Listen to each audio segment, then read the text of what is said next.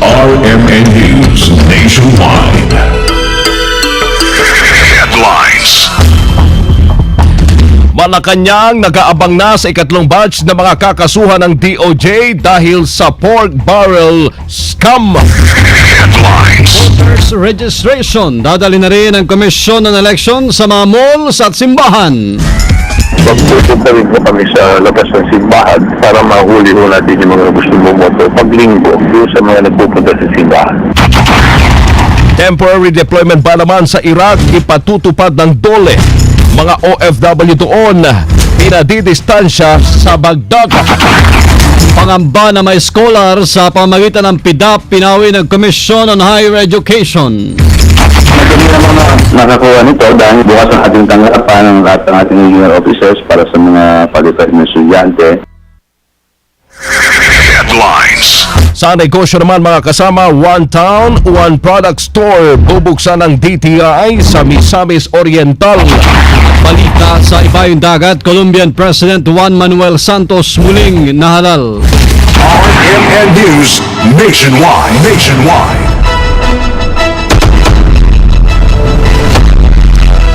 Mabuhay Pilipinas, tanghali po ng Lunes, June 16, 2014. Live tayo sa DWDY 1107 RMN Kawayan, WPR 1296 Dagupan, WHP 99.5 RMN Lawag, at sa DCRC 99.5 RMN Legazpi. Mga kasama, live din international via Ustream. Search RMN Manila. Live din sa WRMN New York, USA. At sa lahat po ng mga number 1 AM stations sa buong bayan. Live via satellite. RMN News Nationwide. Sa detalye ng ating mga balita ngayong hapon mga kasama, bukod sa mga opisina ng Commission on Elections, dadalhin na rin ng poll body sa mga shopping malls at simbahan ang voters registration para sa 2016 presidential elections. Bunsod na rin ito ng pinaigting na registration at voting drive ng kagawaran. Sa interview ng RMN kay COMELEC Chairman Sixto Brillantes, magiging epektibo ito sa susunod na buwan kung saan target nitong mas lalong mailapit po sa mga botante ang pagpaparehistro. Tinitingnan na namin yung report ng aming mga regional directors at aming mga election officers. Ang nag-request po ng maraming sa mall pupunta, magdadala ko kami ng mga makina sa malls at mag-check up po natin yan. Meron din ko yung plano sa mga probinsya, sa mga munisipyo. Magpupunta rin po kami sa labas ng simbahan para mahuli ho natin yung mga gusto bumoto pag linggo doon sa mga nagpupunta sa simbahan. Umaasa naman ang COMELEC na dudoble ang bilang ng mga registrants sa 2016 election kung ikukumpara noong nakaraang halalan. Kasabay pong interview, isinusulong ng COMELEC sa Kongreso ang Internet Voting Bill para sa mga overseas Filipino workers. Sa interview ng RMN kay Chairman Sixto Brillantes, problema anya ng mga OFWs ay kung paano makaboto, partikular na mga marino at yung mga malayo sa embahada ng Pilipinas tuwing halalan. Nabatid na kahit mataas ang voters registration, mababa naman ang voters turnout ng mga OFWs tuwing butuhan. At dahil po dito, hinili ng COMELEC sa Kongreso na mamyendahan ang Overseas Absentee Voting Act para mapayagan ang tinatawag na online voting. Maski na pumapalaki namin yung registration, kung hindi ho natin maiaamin yung batas na payagan natin, kunyari yung tinatawag natin internet voting, hindi ho makakaboto. Kaya na meron po tayo mga 2 hanggang 2.5 milyon na seafarers. Yun ang mga nasa laot, hindi ho makakaboto yung mga yan. So meron na ho tayong request sa Kongreso na baguhin yung batas para payagan itong online internet voting. Sa ngayon, umabot na sa may 18,000 OFW voters ang nag-register para sa 2016 presidential elections. RMN News Nationwide.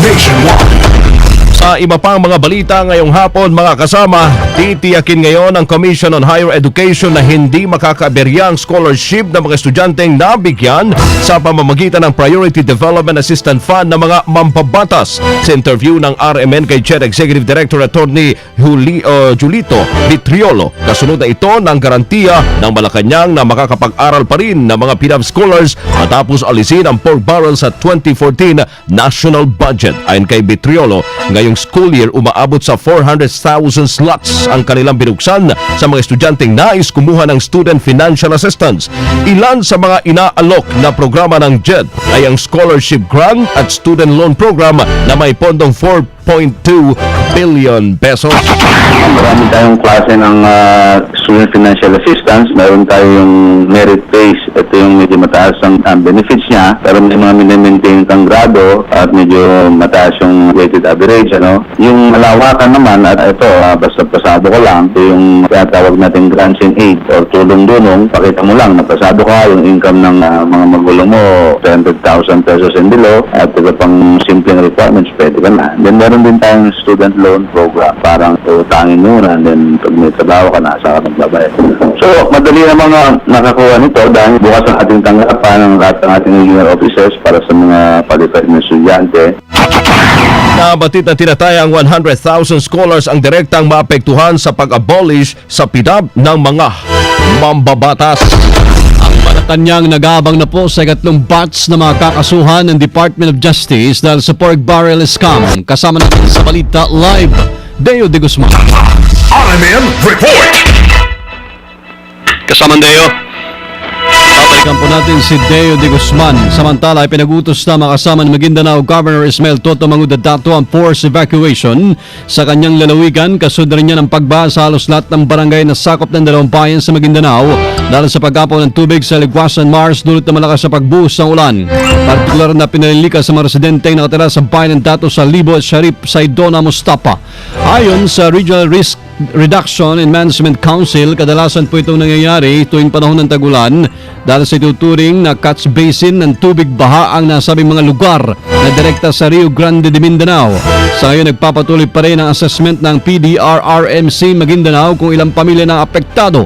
Kaugnay po ito, pinangako naman ng provincial government ng Maguindanao ang pagbibigay ng tulong pa rin sa mga apektadong pamilya. Mga kasama, balikan natin ang report ni kasamang Deo de Guzman. Malacanang nag-aabang na sa ikatlong batch na mga kakasuhan ng DOJ dahil sa pork barrel scam. Kasama mo sa balita, Deo de Guzman. RMN Report! Umaasa ang Palasyo ng Malacanang na magiging matibay at tatayo sa korte ang mga kasong isasampaan laban sa mga sangkot sa 10 billion pesos pork barrel scam. Batay kasi sa balita ay kabilang sa mga sasampahan ng kaso ay sina Senador Gringo Honasan, TESDA Director General Joel Villanueva at iba pang kasalukuyan at dating mambabatas. Ayon kay Communications Operations Secretary Sunny Coloma, hihintayin na lang nila ang magiging hakbang ng Department of Justice sa kaso o ang pagsasampa ng mga kaukulang kaso sa Office of the Ombudsman. Sinabi din ito na hindi na muna sila magkokomento sa nasabing usapin at sinabing ginagawa ng DOJ ang kanilang trabaho na ibatay sa matitibay na ebidensya ang mga kasong isasampa laban sa mga opisyal ng gobyerno na nagwaldas ng pera ng taong bayan. Kasama mo sa Palasyo ng Malacanang, Deo de Guzman, RMN. Radyo mo nationwide! Mabilis at patas na paglilitis sa kaso kaugnay po sa PDAP isang hamon sa Sandigan Bayan. Kasama natin sa Balita Live, Grace Maria. RMN Report!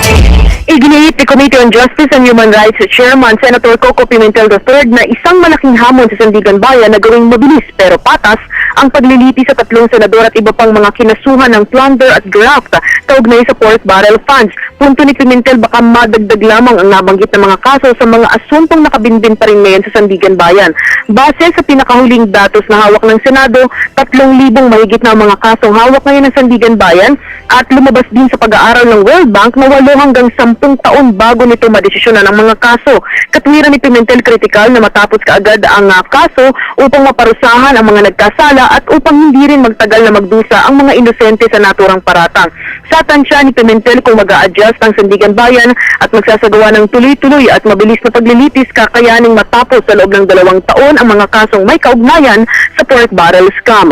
Kasama mo sa Senado, Grace Mariano, Tapak RMN. Radyo mo nationwide! RMN News Nationwide! Magkapatid na Napoles umapela sa Sandigan Bayan hinggil sa kaso ng PDAP scam. Ang kasama mo sa balita, Conde Bata. RMN Report!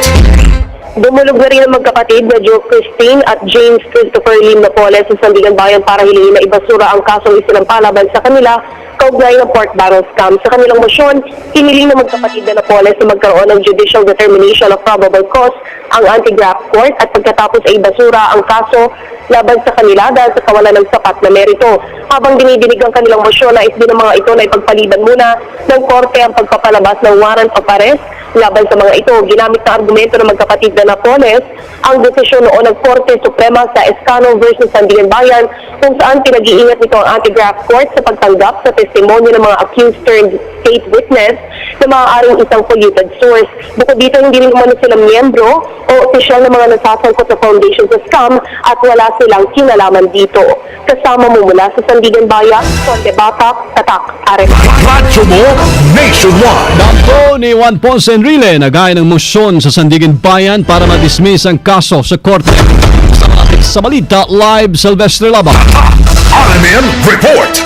Dahil sa hindi nakasunod o hindi nakapag-comply sa pamantayan ng batas para sa isang kasong plunder, pinababasura ng kampo ni Senador Juan Ponce Enrile ang kinaharap ng kasong may kaugnayan sa pork barrel scam. Sa pamamagitan ng abogadong si Atty. Estelito Mendoza, naghain si Enrile ng supplemental opposition to issuance of warrant of arrest and for dismissal of information. Bukod dito, ayon kay Atty. Mendoza, biguring mabigyan si Enrile ng kopya ng kasong plunder at graft na isinampa laban sa kanya. Batayan niya sa Article 2, Section 14 ng Bill of Rights. Walang sinumang inakusahan na nahaharap sa korte nang hindi dumadaan sa due process. Samantala, diringgin naman bukas ng Sandigan Bayan 3rd Division ang inihaing motion ng dating Chief of Staff ni Enrile na si Gigi Reyes na naglalayong suspindihin ang pagdinig sa kaso at ipagpaliban ang paglalabas ng warrant of arrest laban sa mga akusado. Kasama mo sa Quezon City, Silvestre Labay, Tata, RMN. Radyo mo nationwide. At temporary deployment ban sa Iraq ipatutupad ng DOLE. Ang kasama mo sa balita, Angel Ronquillo. RMN Report. Nagpalabas na Philippine Overseas Employment Administration ng temporary deployment ban para sa mga overseas Filipino workers na nagtatrabaho sa Iraq. Ayon kay Labor Secretary Rosalinda Baldos, ipinalabas ng nasabing kautusan maharang itaas ang DFA's Alert Level 3 ang status sa Iraq dahil sa lumalalang kaguluhan doon. Maliban na lamang sa Iraqi Kurdistan region na kung saan nanatili sa Level 1 dahil naman hindi ito apektado ng kaguluhan. Hinihikayat ni Baldos sa mga OFWs na uwi na ng bansa upang hindi madamay pa sa lumalalang tensyon sa Iraq. Kaugnay ito, nagpapadala na aniya ang gobyerno ng Rapid Response Team para sa mga OFWs na sasailalim naman sa voluntary repatriation. Nangako naman ito na tutulungan ang mga OFWs na magbabalik bayan at katunayan aniya ay meron silang nakalang programa para sa mga ito. Matatanda ng 2013, inalispan samantala ang deployment ban sa Iraq dahil sa humupa ang kaguluhan doon at dahil na rin sa nagpahayag ang Iraqi government ang kagustuhan mag-hire ng mga manggagawang Pilipino. Kasama mo sa lungsod ng Maynila, Angel Ronquillo, Tatak, RMN. Radyo mo nationwide. Mga OFW sa Iraq pinadidistansya sa Baghdad. Kasama natin sa balita, live, Joyce Adra. RMN Report. Pinadidistansya ng Department of Foreign Affairs ang OFW sa Baghdad. Kaharap ito ng patuloy na pagkabante ng Al-Qaeda breakaway group sa kapital ng Iraq. Ngayong araw nito ay lilisanin din ng mga staff ng US Embassy ang Baghdad. Sila ay pansamantalang nilipat sa US Consulate sa Basra at Arbil na mas ligtas na mga lugar.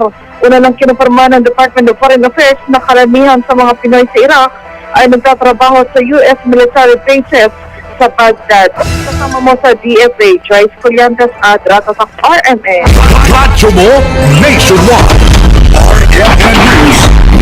Kasama binuksan na po ng Department of Trade and Industry ni Misamis Oriental ang alang One Town, One Product Store sa isang mall sa Cagayan de Oro. Abot sa 50 local products mula sa probinsya ng Misamis Oriental ang tampok sa nasabing tindahan na kinibilangan ng mga meat products, pastries, native sweets, mga inumin at marami pang iba. Layon po ng one-stop shop store na may promote ang mga lokal na produkto at bigyan ng venue ang mga nasa micro, small and medium enterprises. Bukod sa Misamis Oriental, bukas din ang nasabing tindahan para sa mga kalapit na lalawigan ng Bukidnon, Camiguin, Lanao del Norte at Misamis Occidental. RMN News Abroad. Mga kasama sa Colombia, muling pong nahalal bilang Pangulo ng Colombia si President Juan Manuel Santos. Nakakuha si Santos ng 51% ng mga boto laban sa challenger na si Oscar Ivan Zuluaga sa runoff election. Si Santos ay unang nahalal noong 2010 kung saan ang pangunahing plataporma nito ay ang kampanya laban sa FARC rebels. Nag-concede na rin si Zuluaga laban kay Santos.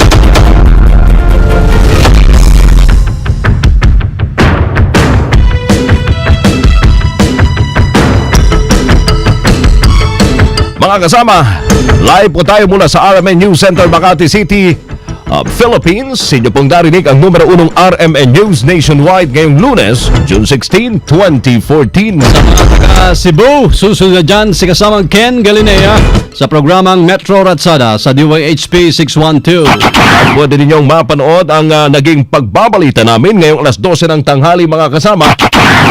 Sa YouTube, itype lamang po ang RMN News nationwide. At kasama nyo sa serbisyo publiko, ako po si Rod Marcelino. Thank you, Rod. Ako si Buddy Oberas. Dito pa rin sa tahanan ng may pinakamaraming number 1, pinakamaraming himpilan, RMN. Live via satellite. Live via satellite. RMN News nationwide. Nationwide. Oras muna, mga kasama! Ang oras po natin ay tatak alas 12:18 na po ng tanghali. Tatak RMN. That portion was brought to you by San Miguel Beer. Samahang